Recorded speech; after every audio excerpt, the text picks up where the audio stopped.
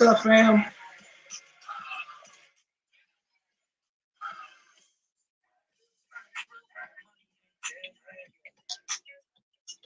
Come on in here. Oh yeah.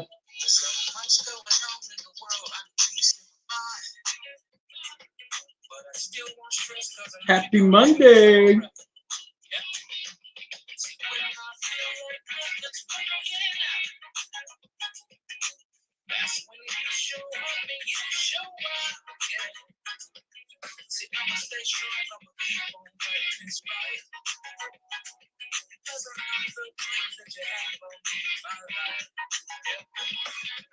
Oh yes.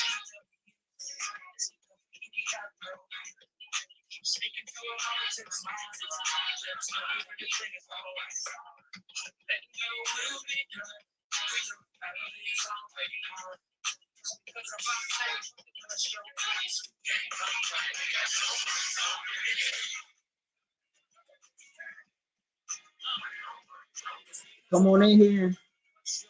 All right, we're gonna go and slide this down. But you know what it is. You know what I say every Monday if you watch the Marriage Village. All right. We don't want to be mad at anybody. We just want to love. That's all we want to do. We just want to love and be merry and friendly with everyone. You know. So anything that's going to cause that not to happen, we just want to stop. What's up, family? Good to see you on tonight. Welcome to Marriage Village Mondays. If you are in the room, please make known yourself. Put your name in the comments field so we can say what up to you on tonight. You want to get in so we can have this conversation on tonight. Hopefully you had a great weekend. Hopefully the first day of the week was beautiful to you. It was nice and kind to you. It brought you a whole lot of happiness and joy in your heart. If it did not, we pray that before tonight is out, that you will have a smile on your face and joy in your heart, and that you will be walking in the way of love. You understand what I'm saying? You picking up what I'm putting down? You following where I'm going, okay? So before we get started, there's a question that we ask, and we need to know the answer. And the question is, how are you doing? That's the question. How y'all doing out there tonight? The question is, how are you doing? How y'all doing? I'm doing great up in here. It's been a good day.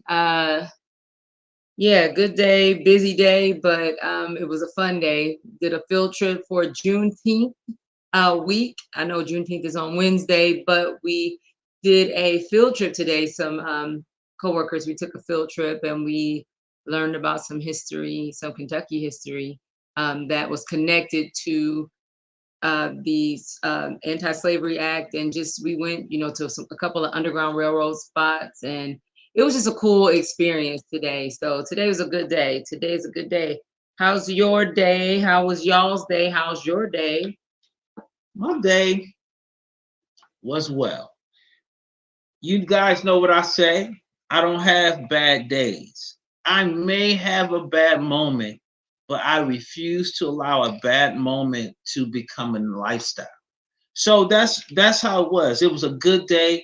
Got some good things accomplished on today. Work was love. I love my job. I literally have no complaints with my job. My job is good. God has blessed me indeed. So yeah, today was good. So Village, how are you guys doing? If you're on, please make known yourself. Let us know who you are so we can say what's up to you. And we would love to have your participation on tonight in the Village as we have this conversation. What are we talking about tonight? Oh, I thought you were going to tell them. We are recapping or doing part 2 of solutions. We're talking about the 12. And so 12, we dealt with 12 relationship issues. We actually started with the first 6 last week, and we gave the situation and the solution, or the issue and the solution. So to recap those quickly, number 1 is if you are overwhelmed and have a lack of support in your relationship, the solution is to talk to each other about what's happening and just be honest about what kind of support you need. If you don't answer the question, if you can't answer the question, 9 times out of 10, you're not going to get what you need because you haven't identified. So the next thing, number 2, I should have, okay, there we go, is lack of trust. So if you have a lack of trust in your relationship, that's a major problem. And lack of trust doesn't always come in because of infidelity. Most of the time, it starts with not doing what you say you're going to do, or not showing up how you promised to show up at one point or another. And so it creates disappointment when one person or the other does not do something that was agreed upon, no matter what it is. You know, you may think it wasn't really necessary, but if you agreed to it and you break your word, then that's an issue. Or you may feel like there are situations in place why you couldn't keep your word. Well, that should have been a conversation, right? So lack of trust is number 2, and our solution is to be consistent and be trustworthy. Learn to be trustworthy. Learn to honor whatever it is, whatever agreement you have made. Number 3 was poor, and I'm just recapping them, and we'll jump in unless you have something to say. I'll disagree. Number 3 is poor communication, and how that can lead to misunderstandings and infighting. And the main thing it's going to lead to is frustration, which births the fighting, right? So when you don't communicate well, it leaves a lot of things open, a lot of areas open. And so the solution is talk, communicate, and understand that it's a skill to be learned. You may not be a great communicator right out of the gate, but there are ways that you can learn to be better. Number 4, the issue was not prioritizing each other, or changing priorities and not cluing your person in, right? So the solution to that is everybody changes over time, right? We grow, we mature. Nah, I don't. Whatever. I'm like the Lord. I'm the same yesterday, today, and forevermore. All right. Well. Yeah. So for not prioritizing, the solution is make time for each other. If you got a schedule, schedule it, put it, pencil it in. Actually, don't pencil it in, pin it in, so that you don't easily remove it or erase it. Right. And then if you're changing priorities, communicate, have a conversation. If things that used to be important to you may not be important anymore, from the smallest thing to the greatest, that's worth a conversation. Say what you need to say. All right, what's next? Number 5, lack of appreciation. All right, and then there was a quote given: bad bosses compel good workers to quit. Well, the same thing in a relationship. Bad partners compel the other to quit or to give up. And that doesn't necessarily mean walking out of the marriage, right? But it causes you to lose faith in the marriage, lose faith in the relationship, get weary in it. When you don't feel appreciated, it sucks the air out of the balloon. Okay.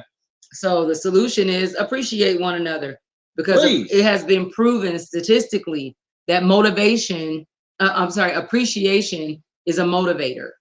Hey, okay. Shanika, what's up, going Shanika? on, sis? Good to see you on tonight. So notice things that they like, notice things that they do.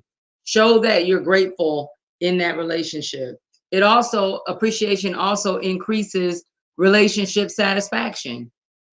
When you show somebody that you appreciate them in a relationship, more than likely, it's going to be pretty difficult for somebody else to kind of sneak in and fill that space. Now, again, I'm not talking about stepping out, on relationships, but I'm saying letting anybody else in, letting other voices come in to the relationship when you don't feel appreciated. What's going on, family? Things can happen. Elias, I see y'all up in here. What's going on, Elder Sis? Elder Sis, hey now. Number 6, this is the last one from last week. It is keeping a scoreboard, blaming and recalling the mistakes that each person has made.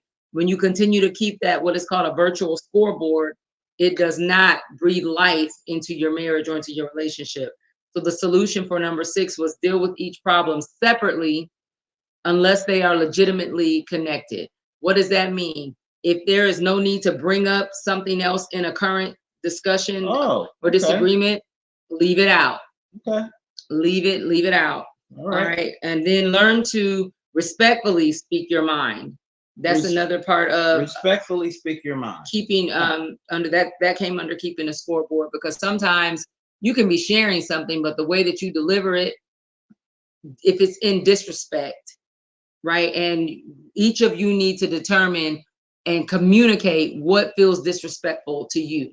Because I may think something is disrespectful and he will not, or vice versa. But if it is disrespectful to one or the other, then you need to kind of make some adjustments in that. So, All right. So what? Why are you looking at me because like that was rude. What was rude? All right. Well, so with that, I'm gonna hand off to the man. Okay. Praise the Lord. All right. So tonight we're going to pick up with number 7. And I absolutely, for anyone over the age of, I'm gonna say 21. Yep. I'm gonna say for anyone over the age of 21, I can't stand this word for you. I can't stand this word for myself.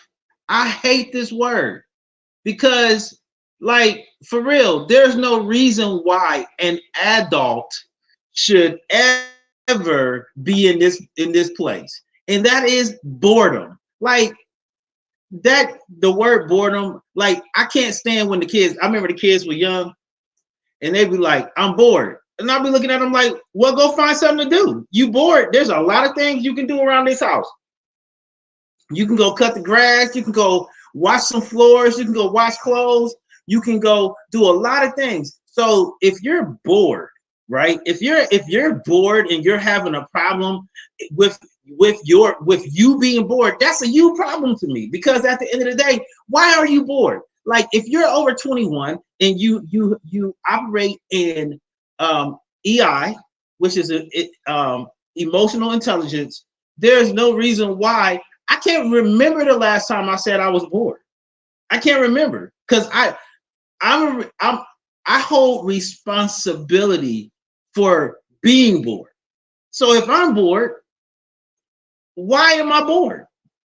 You know what I'm saying? Like, I just don't understand how adults can be bored. It doesn't make sense. Villagers, weigh in on that. What do you all think? Because we're not here,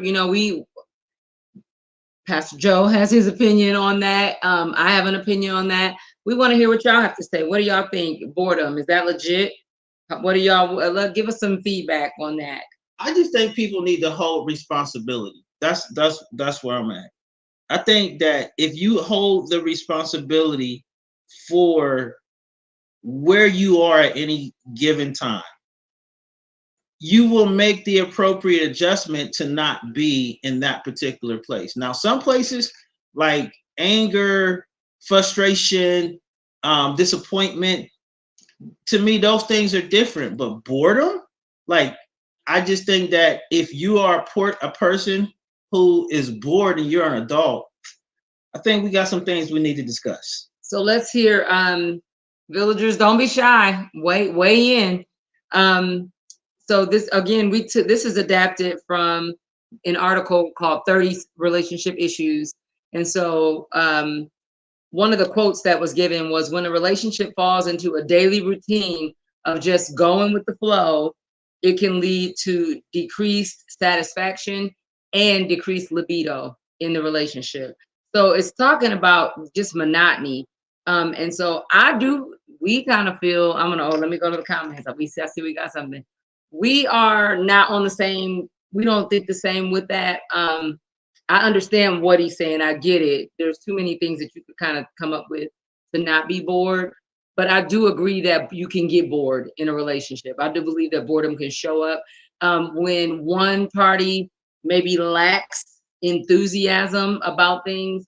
It can be boring, right? If you just kind of get into that routine of doing the same thing every day.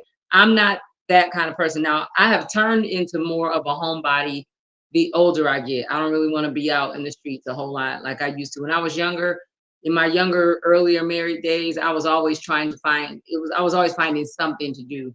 Now, a little older, I do enjoy being at home more.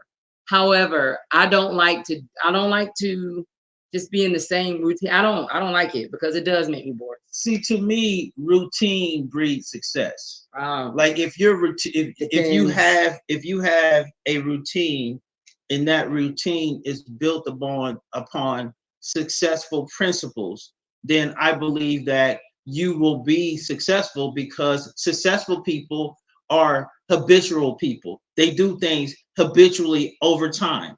And it's been proven over time that whatever you do consistently, and you consistently keep a focus and a concern on that, I believe that's where success is. For example, if you're consistently doing the things that it takes to be in a good place in your relationship, you won't get bored.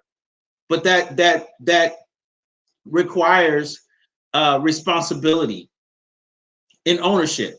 I think a lot of times, most people that I hear talk about boredom, they're people who don't take ownership. And so to me, it's like, okay, if you're bored 9 times out of 10, that is a sign of maybe not taking ownership of where you are emotionally, mentally, and or physically. And there's something that you can do to change that around, even in your relationship. If you notice that because I find that a lot of times what happens is we put the responsibility on other people for our emotional state of being, and that's just not what it should be, number one. And number two, it exposes and shows that you're not taking accountability for your state of being. If we're all taking accountability for our state of being, I don't see how boredom can set in. I just don't. And so I think because I'm incredibly accountable for my emotional stability. I have my check-ins with my folks, but when I am definitely somebody that, like I said, if things keep going the same and there's no change, I will get bored. And I do like some spontaneity. I want a sign of life in the relationship, and that's just period. Like signs of life, switch it up, do something different. So I mean, I understand the habit theory that you just kind of talked about, as far as people that are successful form habits, but I don't think that that's a all inclusive way to handle a relationship or a marriage. I think if you look at it from the right perspective, it is, because even in relationship, there are relationship habits that people have that breed success in the relationship. And I agree. Like I said, I just don't think it's all inclusive. I don't think it is. When you say all inclusive, like, what do you mean? Every part of the relationship. I don't think that's correct for every part of the relationship. What's not correct for every part? Forming a habit, like some habits are just not good. Like to get into. I'm not saying bad habits. I'm saying if you recall my statement was, when you take responsibility for where you are emotionally. When you take responsibility, that means you're holding yourself accountable for where you are, good and or bad. So if there's a bad habit, you're paying attention to that bad habit and you're addressing the bad habit. That's what I'm talking about. So if you are a person that is taking responsibility and accountability for the habits that you create, good and or bad in a relationship, if you're paying attention to it, boredom doesn't set in, because when you see the signs of boredom, that means I'm paying attention and the adjustment is going to be made. So if I'm paying attention, but my spouse is not, if I'm paying attention and I'm saying I'm bored and I'm putting things on the table, and that other person or that friend or that whoever is not engaged, they want to do something else, that's not me, or that's not that person not taking accountability. That is that person not operating in what I said. If you notice the sign, again, we got to hear what I'm saying. If you notice that a sign is popping up that says that's creeping in, that is when accountability comes in, and you take responsibility to hear what's being said or what's being shown, and you make the appropriate adjustment so that it doesn't set in. All right. So Kenosis Community says boredom. I think sometimes, as it pertains to boredom, I think sometimes couples can get into a rut after being together for a long time. Sometimes when you've been together for a long time, you tend to get used to one another, even at times take each other for granted. Sometimes the schedule being the same each week can kind of become predictable. And I do agree with that. That I've seen that happen in so many situations. They also say you have to intentionally be spontaneous to avoid that predictability. And like I said, I lean into that because I just don't buy into well, we just been together, so this is just how the relationship's supposed to go. I can't, you can miss me with all I of that. think what's being missing, if we're listening, if we're paying attention, I said, if you're forming a good habit of paying attention, then when you see a sign that boredom is starting to kick in or be in place, you take the necessary steps to make sure you form a habit of paying attention and making the adjustments and doing what's necessary for it not to set in. So I think once we understand fully what's being said in the whole comment, then we understand where to place it. Because I've addressed, if there's a problem and I'm habitually paying attention to the signs, then I'm making the adjustments based off of the signs. And that can show up in a conversation saying, I see this happening. What do we need to do to adjust, and so on and so forth. All right. Elder Sis says, I think boredom happens in relationship, in particular if the spark has left due to life happening or things you may have encountered. Agreed. Okay, let me say this. I agree with what everyone is saying, but what I'm also saying is, if you're paying attention to the signs that the spark is not firing, if you're paying attention, then you make the appropriate adjustments. It's like, okay, if you're driving in a car and the gas light goes off, what does that indicate? I need gas. If I don't have gas, my car is going to stop at some point because it's empty. What happens? I'm paying attention to the alert that tells me I need to stop and get gas. Okay? Shanika. Actually, yes, she says, yes, I agree with you both. Yes, routine does breed success. However, making the space in the routine for change and spontaneity shifts as necessary, or making the change and in your routine and spontaneity, doing the spontaneity shifts as necessary can be beneficial. Elder Sis says, I think being in a routine or having a routine is appropriate in some things, but when it comes to romantic relationship, spontaneity is what keeps the spark or spice in a relationship flavorful. I lean into that as well. But I guess for me, if you're doing the necessary things, right? I like that. Keep it flavorful. Yes. I think the necessary thing is if there is a moment of stagnation, I say stagnation as in the example that I used with the car, with the gas light going off. Okay, if the gas light goes off, you need to address it. You need to make sure you do what it takes to get gas. So it's like, okay, my habit says when I notice that there's a sign that something is not right, I address it. That's accountability and responsibility. I'm accountable to not just seeing it one way, but I'm seeing it holistically, but I'm also making the adjustments holistically. Right. So the solution kind of goes into that. It says, so number one, think back to the honeymoon phase and remember the things you did when you were a new couple, or remember the things that you did to get the spark going in the beginning. Now, some of that stuff may not even be available. Like, we're advancing in times.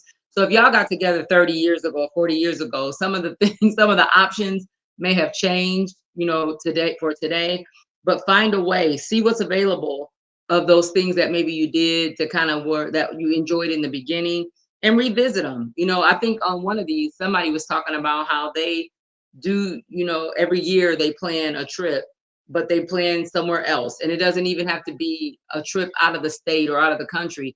It could be, a week, a staycation is what they call it. Just getting away, trying new hotels in the city. If you're a married couple, just save up some money and then go stay at a hotel for a night, somewhere expensive or fancy, somewhere that you normally wouldn't. Or if you're an adventurous type, go stay at a motel and talk, and make some memories of being at Motel 6.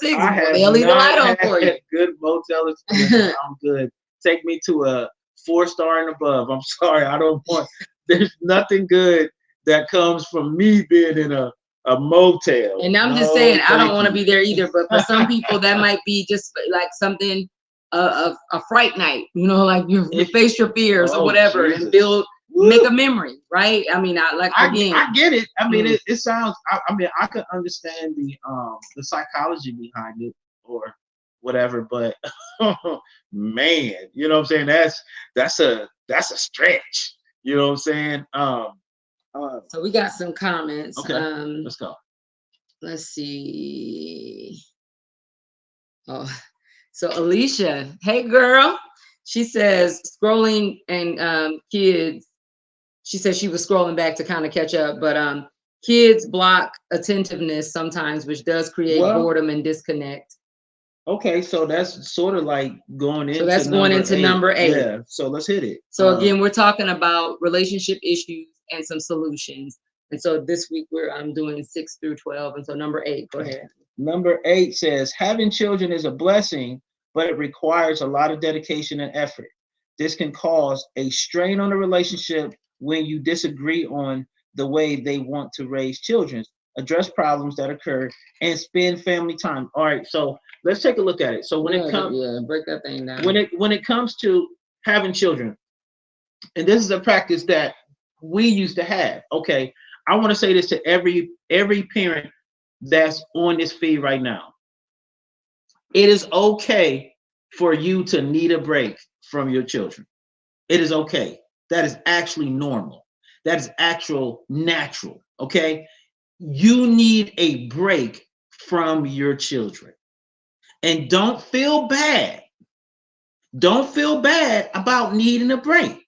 Okay. That is why you have family. That is why you have friends. So that is when you use your family and your friends. Get your families and friends discount. Start calling your family and your friends like, yo, I need a break, you know, from my children. Can you, we need some adult time, because when you have a newborn, or when you have children that have certain disabilities that require a lot of attention, you yourself need to take a mental and emotional break so that you don't become an adjutant to your kids. Yeah, so for just a good example, our kids, you know, I'm not gonna say which ones, but a couple of them had ADHD. They were diagnosed. Yeah. And now when we had them, sometimes it was a lot because of multiple kiddos with bouncing off the wall, you know, so, and it just takes a lot. And so I can only imagine if that was your 7-day a week, 365 days a year. That's a lot. You need a break. And it's do. Okay. There's no shame, no guilt. Tap in, tag in. And whoever's on here, you need to hear this. That's okay. I know, like, what Cassie and I used to do sometimes, and I know, like, if I noticed that Cassie was being a little snappy or whatever, I would say, hey, babe, why don't you just go do whatever, and I'll just stay here with the kids. We'll go to the movies or whatever. Or I would just take the kids. We would go to the movies and hang out and just leave her at home so that she could have some time.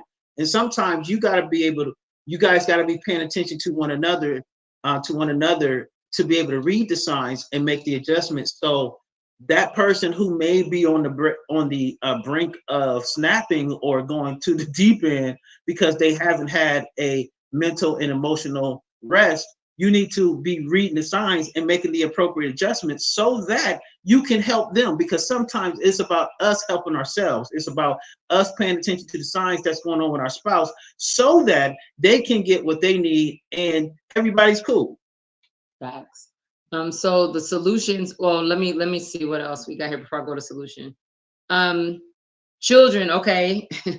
So not just raising them, that takes dedication and effort, but then sometimes children can present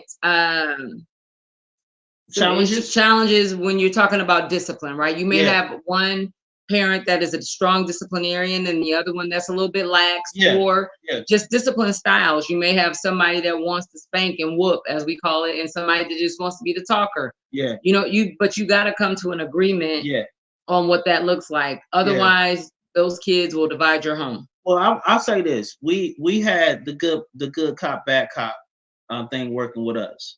I was a bad cop. I was always a bad cop. I I took that on because again, I'm the disciplinarian out of the two of us.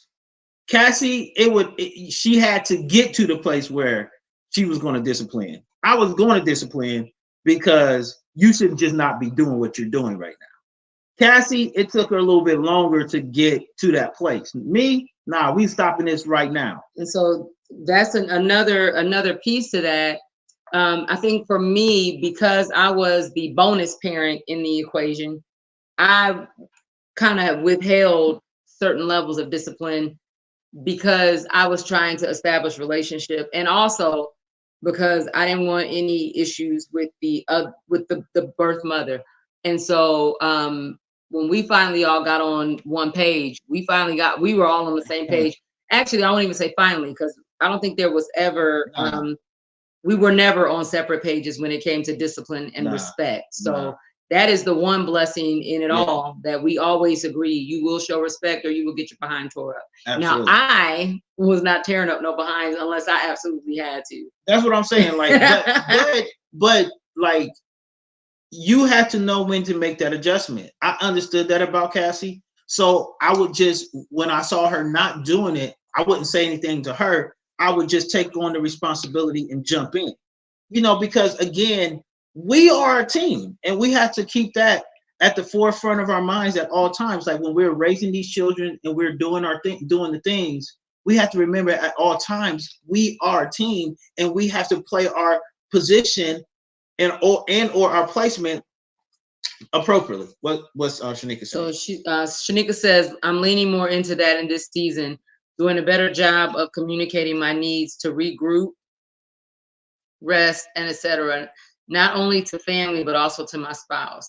Even if it's as simple as going for a walk or sitting at the park to get air, I've come back better and more energized. And that's it. When you take that time, it's not selfish to take time to recharge. Nah. And so that's another thing. That's another way that communication comes in, or another area where communication comes in, expressing what you need. Because if you don't, you can't expect mind reading. We can't expect our husbands and our wives to be mind readers. We have to use our words. And you got to understand when a refresh is necessary. If it's necessary, take the necessary precautions to make sure that it's happening. You know what I'm saying? And that you pay attention, again, take responsibility and accountability and pay attention to the signs. Look at the signs, you know, look at what's being said and how it's coming about. All right. Are we ready to move on? Ready to move on. All right. So number 9, jealousy. It says you might be in a happy relationship for a long time before noticing the first signs of jealousy. Your person might act fine at first, but slowly change. They start distrusting you, checking up on you. Distrusting you. Distrusting you, my bad. Distrusting you and checking up on you, distancing or stifling you, and demonstrating concern about your affection towards them. Often, this behavior is a reflection of previous experience that were triggered by something that happened in the current relationship. All right, so let's talk about it. Yeah, we got to break that down a little bit. I think that jealousy shows up in different forms, and I think sometimes jealousy gets a bad rap because I think when it comes to maybe a person checking up or maybe a person reaching out to see what's going on, that could be distrust, or it could just be a part of that person's person. They just check up. That's just how they are. That's how they wired. And it could have something to do with their previous experiences, or it could not have to do with anything of their previous experiences. It just depends. So I think when it comes to discussing jealousy, I think jealousy when it's aggressive is not good, you know, and how it shows up in the relationship can impact the relationship, especially in the area of communication. So how do you feel? What are your thoughts about jealousy in the first part of it, which is just looking at it from the perspective of, like, if somebody's checking up on you, or just doing those types of things. What are your So thoughts I on think that? I don't think there's anything wrong with checking up or checking in. Now, when it to me, it becomes a little bit. I've seen it get kind of obsessive when a person cannot be away from their spouse. Like, so say the husband is on a men's retreat and the wife is just, calling them every 5 minutes or calling every 30 minutes or whatever. Basically, to me, when it starts getting obsessive, when a person cannot do a daily function, they can't do their job, Mhm. they can't go to a ministry function because they're constantly being pulled upon or called upon, or it can also show up sometimes, and sometimes it shows up in family situations, like if you are away or around other family members and your spouse is not really focusing on you, but kind of focusing more of their attention on whatever's happening in that moment, a family reunion or whatever. They could be serving, doing whatever. I think when we can't clearly identify the difference between when a person is actually doing something that requires their full attention Mhm. and they can't be attentive to you, Mhm. that's where I kind of, when we can't make that determination, um, then that's where I kind of the red flags kind of go off for me. But checking up on somebody or checking in, I don't see anything wrong with that. It's when it becomes obsessive, Okay. like over, yeah, it's like, Okay. okay, I got you. you just called me, literally. Yeah. We just, or we just text or whatever the communication was, and that they're doing something. I'm working, or Yeah. I'm at a ministry event. But it's just that whatever that thing is that keeps making somebody, to me, that is what I would consider unhealthy. Um, Now I will say this: sometimes people have been through things, and so the solution that they said was both people need to make an effort. If you know that your, person deals with jealousy, then you got to be as transparent, open, and honest as you can be. That part. And they That part. suggest. Hold on. Hold on. No, stay right Okay. there. That part. Because I think sometimes you can help a person overcome if they're operating in jealousy. You can help them overcome that, and that is by overtly communicating and letting them know what's going on, so the question marks are already taken away at the forefront of any situation. You see what I'm saying? Kenosis community says check-ins are good for maintaining healthy communications.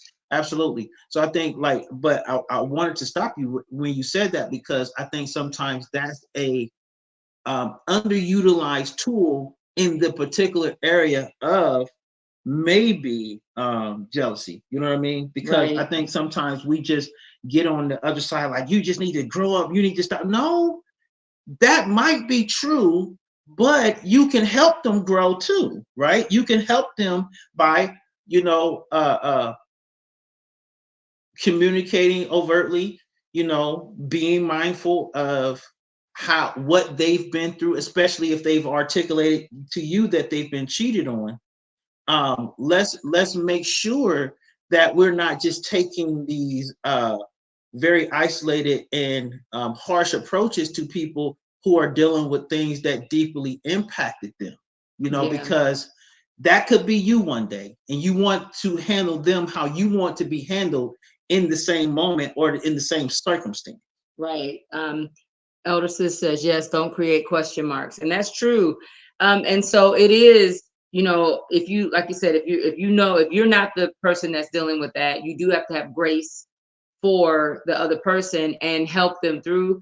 But this also, or not, but, and this also speaks to the need for the person to identify it in Yeah, themselves and do the needful yeah. in their part of the work. Mhm. It says they need to make a separate effort to change some of their anticipations and work Yeah, out their concerns.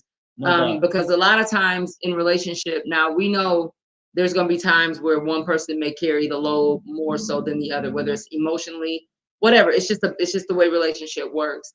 However, you should not be continually carrying Yeah, somebody that has an issue and they're not doing anything to work on that, whether it's the man or the woman. and Everybody needs to be doing their work. I think that's where having the upline really helps. Like when you have an upline who can get in the middle and sort of become mediation for the two of you, they can help maybe the person who's dealing with jealousy see that they're operating in jealousy. You know what I mean? So I think if you're having that moment and you guys are not able to resolve it amongst yourselves, I think that's a place where you pull in higher authority or wisdom to help you navigate through that space. Yeah, and because it goes really back to a big word that you said at the beginning, it's accountability. We Yeah. we must be accountable. Um, and again, everybody has their stuff, right? We all have our stuff, but we have to do our part to make sure that we're getting healed and not expecting the person that we're in relationship with to heal it all, because it's not going, it doesn't work that way. Okay. Number 10 is controlling behavior. Now, and I think sometimes I think I think controlling behavior sometimes get a bad rap too, because I think when you have certain circumstances going on in the relationship, like let's just say, for example, if one person is really bad with any particular area, like maybe finances or check-ins or being accountable, let somebody know where they're at, because I think a lot of these behaviors pop up because something's not happening. You know what I'm saying? Like maybe you're not appropriately communicating, or maybe because you're overspending, or whatever the case may be, a person feels like they need to keep you accountable to what may be going on. And sometimes I think it gets a bad rap because, well, I'm an adult, don't tell me what to do. Well, when you got into a marriage, you sort of signed up for someone having a say so in how you handle certain things. You know what I mean?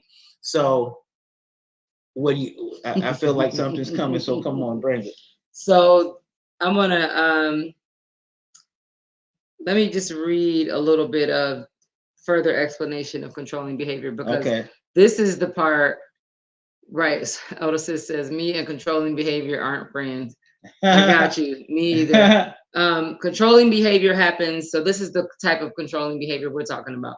Controlling behavior happens when one of the partners expects the other to behave in certain ways, even at the expense of their well-being. So Oh it's no. like you just Oh want no. what you want. You Oh want me no. to do, be, act how you want, no matter Oh, how okay. it makes me Nah, look, nah, feel. nah, Um, nah. yeah. And No. so Move the strike. yes, because that's why I'm like, okay, so that this particular, when we're talking about this controlling behavior, and really, you shouldn't be controlled in a relationship. That's Nah, you not shouldn't. relationship. That's not love No, it's when not it's love. forced and it's controlled.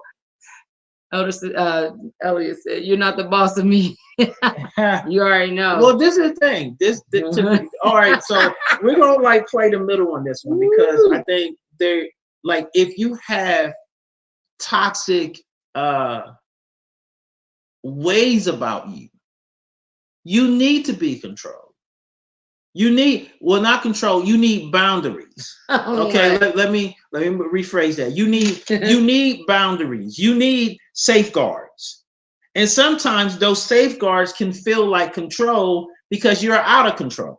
You see what I'm saying? So I think that's why I said we got a balance here, because like that version of control, no. But when, if you're in relationship and you are completely out of control, like with your spending or with your mouth or with your attitude, you gotta have some safeguards in place to reel that back, because again, that can become toxic to your uh significant other or your spouse. So I think when we gotta walk in a holistically balanced place as it pertains to these types of things. But when it comes to this kind of control, absolutely, because God always, at all costs, he gives us a choice. He never makes us do anything. He always gives us the ability to choose.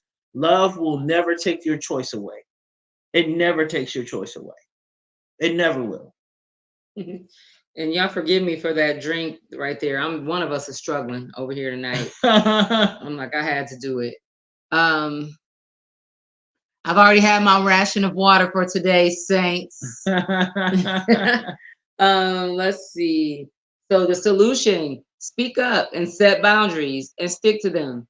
And then sometimes you need couples therapy. You just do.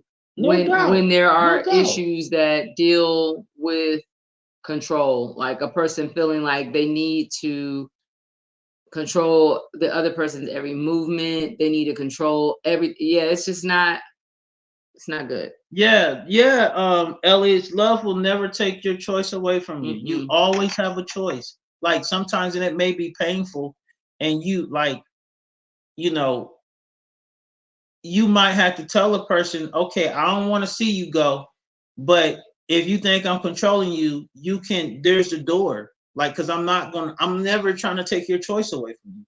I am trying to have you stay in bounds though.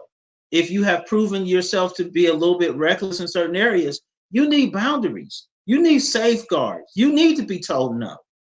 And see, that's why I said sometimes we are reckless and don't know we reckless. And then when a person is acting a certain way because of your reckless nature, then you want to call them control. No, that's not controlling you. That's them saying, hey, this needs to stop because it's not good for us.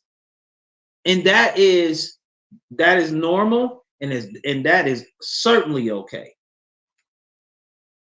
I think call outs are good. Again, going back to accountability. And then it also, again, it's just packaging. Just how are you delivering the message? Also, like, because there's a way that, some things can be said and it's belittling, and nobody's gonna receive that. I think sometimes packaging is necessary, but I think if you're in a place where you can't hear, packaging, it regardless of how a person is going to bring it, you don't like what's being said because it's a addiction or a problem for you. So you're not going to be wanting to hear somebody say stop doing that or you shouldn't do that because you're in a place. So again, I think when it comes to that, there has to be that's why I think in these areas, these right here, you need to have someone who sees further, knows more, and can hold the both of you accountable to whatever you may be doing at that particular moment. What is Elder Sister? The boundaries. So Elder Sis says boundaries are healthy. They protect the relationship before things get out of hand or destructive. Absolutely. And I Agreed. think sometimes that's where we struggle. I think sometimes when you've just been used to doing things your way, and then now you can't because the relationship says, I need structure here, that's going to be a challenge for a while. And I think the person who's on the other side of that has to walk in a high level of grace towards you so that you can grow in that space and give you the ability to make mistakes, even fail, but give you the ability to also rebound and establish a new nature, a new behavior. All right, moving on to number 11. What is our issue for number 11? Number 11 is addiction. It says addiction can put a serious strain on a relationship. Substances, sex, gambling, and even food addictions can cause a significant effect on the family budget.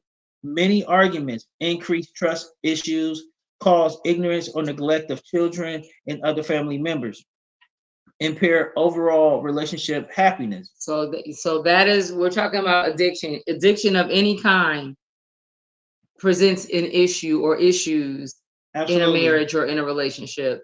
Again, this is not just substance abuse or substance addiction. It could be a substance addiction, it could be a sex addiction, it could be a gambling addiction, it could be a food addiction. Yeah. Why? Because all of these things get in front of the thing at hand, the relationship. They take priority in the relationship. And so the focus moves from the collective to more of a selfish, all about me kind of thing, or fulfilling whatever that thing is in my mind that needs to be satisfied for whatever it is that needs to be satisfied by whatever it is I'm craving. All right. And Yeah. so there's anytime addiction is involved, there's lying. Lying comes in at some point, and deception, right? Because Yeah. Addiction brings shame. If you've ever been addicted to anything, before the Lord frees you, there's some shame attached to that, and you don't want people to know that you've got this thing that is taking a toll on you the way it is. And so Um, I always say addiction, it can be a form of cheating, right? Because Yeah, it is similar yeah, because of this the spirit of deception that is attached to it. yeah. So it could feel like infidelity depending on the level, of the addiction and how it's impacting. And I think that's where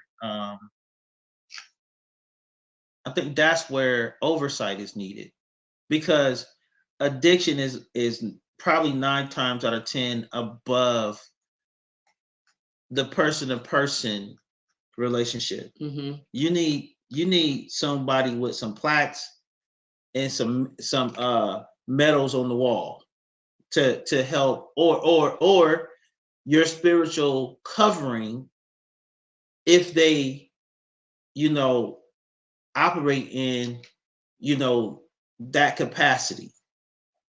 Because again, you need someone that has enough authority in your life to be able to hold you accountable. And sometimes your spouse is not that place or that person for you. So if that's the case, then there are certain things that just needs to be put in play to make sure that these certain things are not being um, they're not being overlooked And, and disregarded. and so the solution for that is intentional work, couples therapy and individual therapy. Again, I do. I buy into couples therapy because if you've got one person that is doing whatever the thing is, you got to teach the other person how to cope in the midst of that, how to work with them while they're getting Yeah, the help that they need. So you definitely have to attend to both parties in the relationship. At the same time, the person with the addiction, whatever kind of addiction that is, needs to do individual work. Again, sometimes we put too much weight on the other person in the yeah. relationship to do things that we're responsible for taking care of in our lives. And so I can't expect Joe to take responsibility for my weight or my health, right? That's on me. Yep. This is the temple God assigned to me. And so I have a responsibility to do the needful to keep it maintained. Same thing with this. If you are the person that has the addiction, it is your responsibility to seek out therapy. Your person who you're in relationship with should not have to stay on you about getting into somebody or getting to talk to somebody. You should be taking ownership of that. And now if they want to work on the couples piece of it and setting that up, that's fine. But it also shows your dedication to the marriage, to the relationship, when you take ownership of your stuff and you take the lead in finding a solution. Now, if you are struggling, maybe you're not as resourceful, you're not really good with going online, okay, then pull your person in, but take the initiative. Take the initiative. No doubt. Otherwise, it's going to look like you don't care. No doubt. Well, I think when it comes to this here, you just got to be accountable. You got to have something and someone that you can be accountable to help you get over your shortcomings. Because again, accountability breeds growth. Yeah. And when with that accountability, I know I've watched some different documentaries and things of Christian leaders that struggle with sex addiction, right? You have to, but they couldn't be in shame to deal with that. Nah, That might sound like a shameful thing to say. Anytime you say sex, people are cringing. But anyway, it might sound like, oh, I don't really want to talk about that. But if that is your issue, you better get you some help. You better find somebody to talk about it with. Otherwise, it's going to destroy your no marriage. doubt. Because this is the thing. Maybe your spouse didn't know what they were getting into or signing up for when they said I do, because that was something that was hidden from them. And if you are the person that hid it from them, it's your responsibility to do the work, to get help, to make sure that it doesn't derail your marriage relationship, and Right. that you do take the responsibility to doing the work, because you're the one that needs the work. You're the one that has the problem at that particular point, and it's your responsibility to help aid in your recovery. That's just across the board. If you're sick, your spouse shouldn't have to put you on their shoulders and take you to the hospital when you're able-bodied and you can do it yourself. Now or they can drive you, but you got to walk yourself to the car. You know what I'm saying? So I think we have to make sure that we are appropriately distributing the responsibility across the board to what needs to happen so that the help is gotten. Amen. So we want to do one more. So the last one, this is it, and then we'll get to another topic next week. But number 12, outside influences. So we're talking about 12 issues in marriage and relationships. And so number 12, outside influences. That could be family and or friends. These influences should never dictate the standards of your relationship. Absolutely. I agree wholeheartedly. Because again, the relationship is between the two people in it. And if the outside influences are causing problems with the inside influence, that's a problem. Yeah. I don't care who it is. I don't care if it's your mama, your daddy, your aunt, your sister, your aunt, your cousins, all those people, kick them out. Because at the end of the day, this is about me and you. And if those opinion has more weight in the relationship than the two in the relationship, that's backwards. Correct. So some solutions they offer, they give these pointers from this particular article. Your relationship comes first, and everyone else's opinion is secondary. So really, it's what does God say about this relationship? What do we think based on what we hear God saying? And then you move on from there, right? Because I'm sorry, I'm getting through a lot of comments. Okay.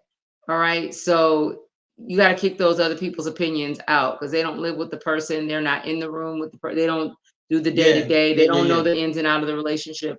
All they're looking at is through their lens on the outside.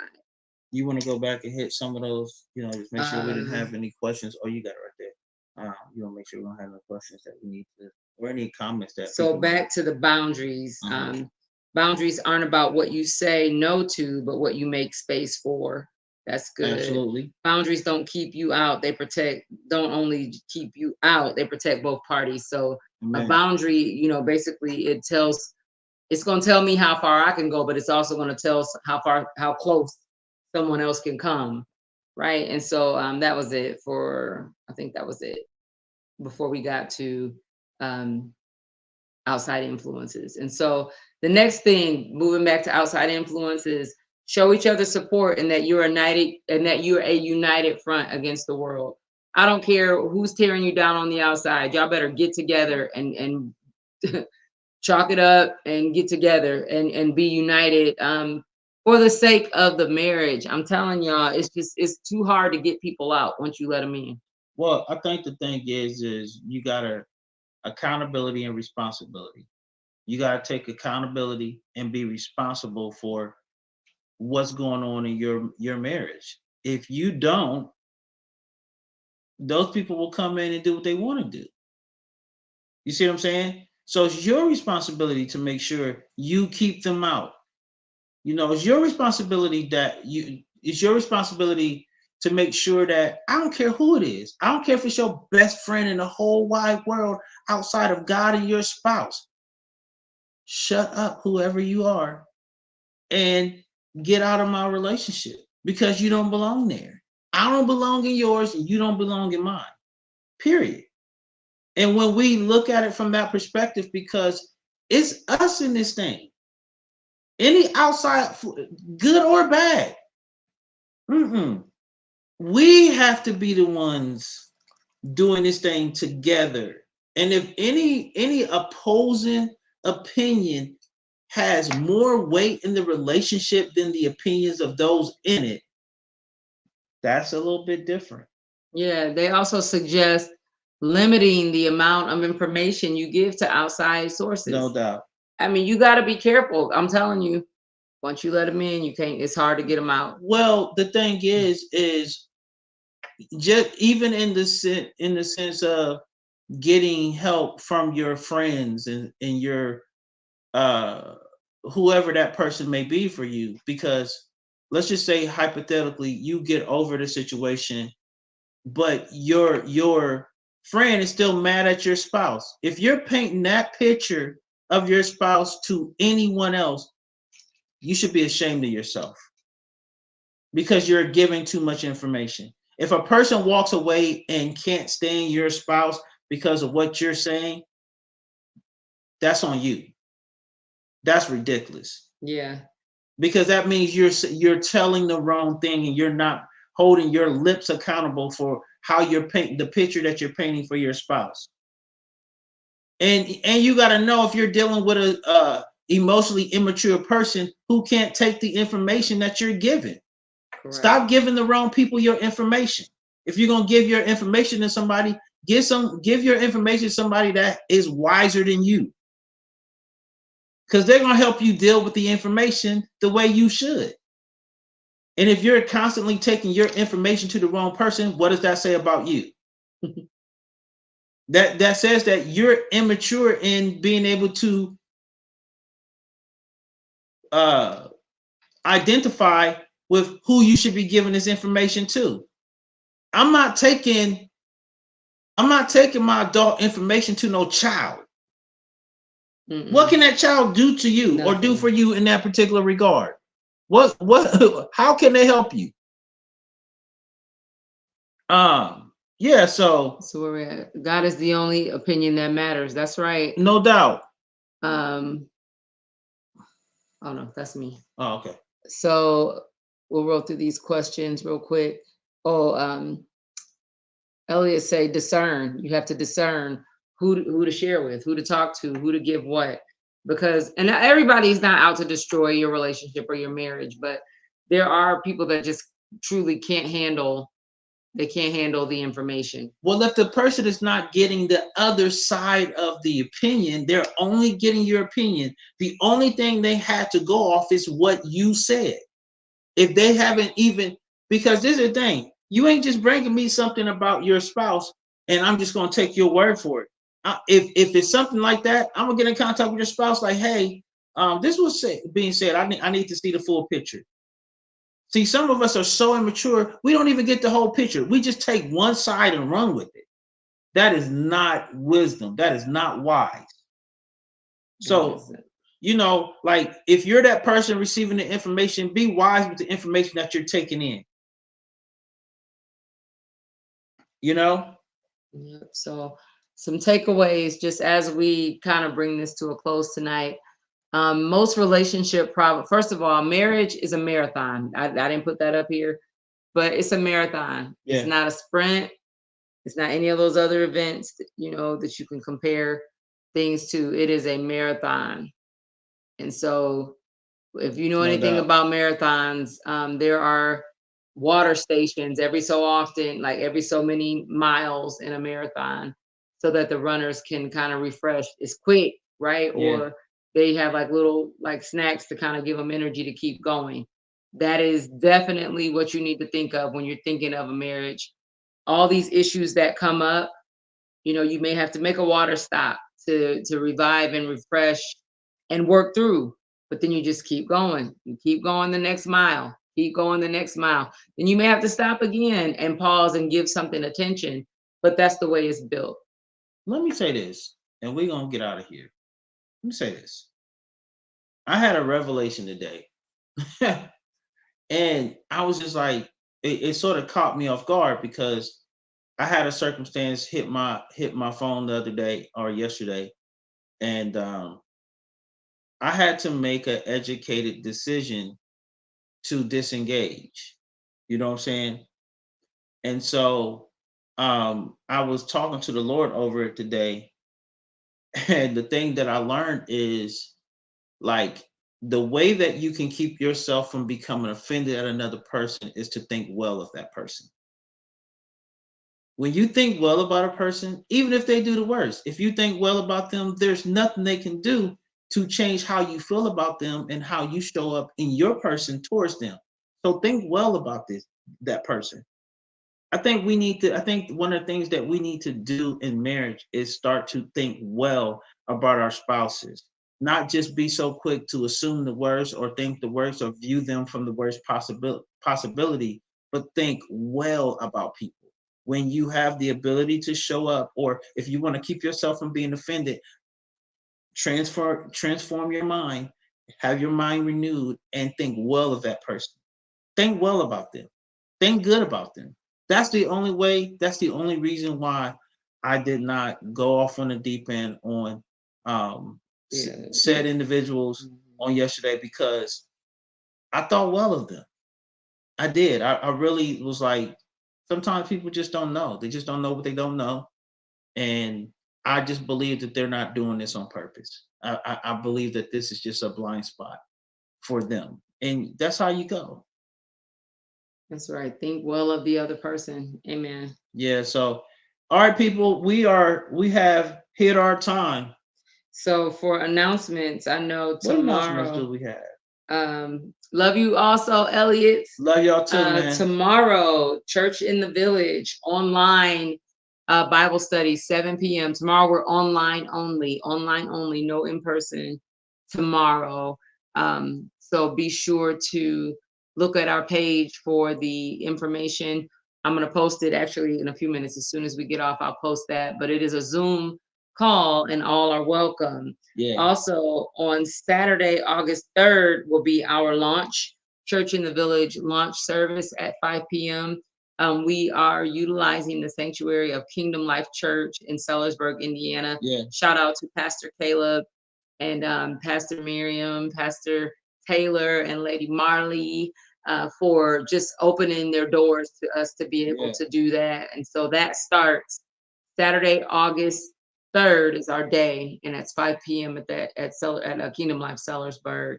There's also, I know I got a flyer today from the Elliots for discipleship training is coming up, and I'm trying to get to that picture really quickly so I can let y'all go. Lord have mercy. Elliot, y'all can type it in while I'm looking through my library because it's like that today. If you got anything else you want to share while I'm looking, that'd All be right. great. So we will be we're trying to put these dates together for the next couple of Marriage Village outings. I think we might have a spot for Marriage Village. We gotta, make have some conversations to get that locked in. So as soon as we have the information, we will let you know. She said Sunday at 3 p.m. Yes, via so Zoom for the discipleship. discipleship classes or class. That's this Sunday, I No, believe. She said yes, Sunday. this Sunday, June 23rd. I'm getting ready to post this to the page as well, so you all can take a look and tag in on that as well. So yeah, so if you have any questions or any concerns, please feel free to reach out. If you know, or if you want to bring us to your city, send us an email to themarriagevillage@gmail.com so that we can get in the house and come to your city and rock that joint out. But outside of that, there it is. The information is down in the bottom. Just make sure that you get in the house for these things. Okay. Do you have anything else you want to say? If you would like to sow, you can do so at Cash App at $ the Marriage Village. We are always welcoming Speed. If you like to sow, no pressure to do it. Yeah. But there is an opportunity for anyone that would like to give, and that is there on the screen for you. Our Cash App is there. And it is really just to further the kingdom. Like I said, Absolutely. Church in the Village is launching. We got conferences, we got all the things. And the Bible says money answereth all things. So we don't do a lot of talking about it and asking for it, but we were instructed by our leadership to always give an opportunity for anyone who wants to sow financially into this ministry. So again, they're saying the discipleship is this Sunday, and we will go ahead and get that posted. So we will see you all next week. Thank you for joining us tonight. All right, good people. Love y'all. Love y'all. Have a great one.